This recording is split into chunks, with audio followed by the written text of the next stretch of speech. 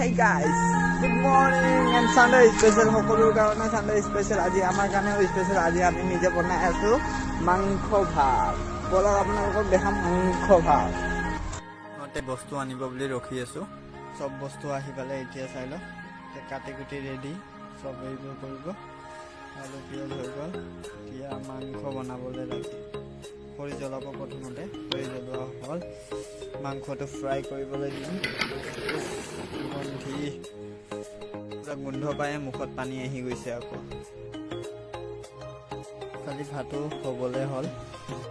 সবে খাবলৈ ৰখি আছে এতিয়া ইমান ধুনীয়া গোন্ধতে সবৰে খাবলৈ মন গৈছে খালৰ পৰা দি আহিব বনাইছে ভাত দিছে এতিয়া বৰ্তমান আমাৰ গডৰেজ চাই দি আছে ধুনীয়াকৈ মাংস